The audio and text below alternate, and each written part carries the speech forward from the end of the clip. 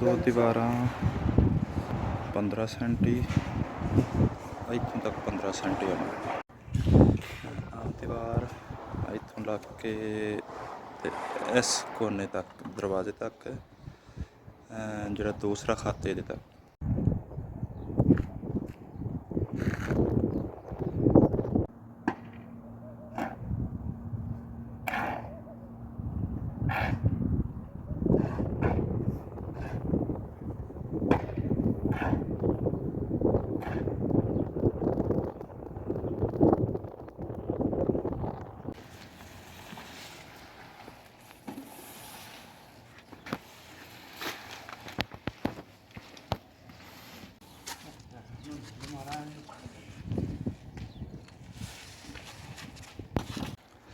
ਮਸਲਾ ਇੱਥੋਂ ਤੱਕ ਸਾਰਾ ਜਿਹੜਾ ਨਾ ਰੁਖਾਮ ਖੱਤ جزء بيفرحه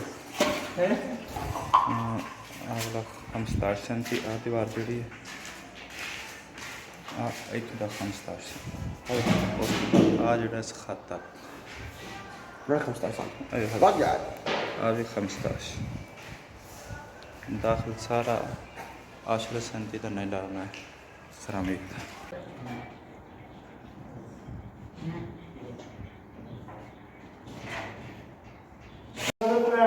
ਖਾਣੀ ਬੜੀ ਇਹਦੀ ਤੋਂ ਵੇਚਦਾ ਬੜਿਆ ਹੁੰਦਾ ਉਹਦੇ ਉਦੋਂ ਵੀ ਨੂੰ ਖਾ ਲਿਆ ਹੁੰਦਾ ਤੇ ਅੱਜ ਤੋਂ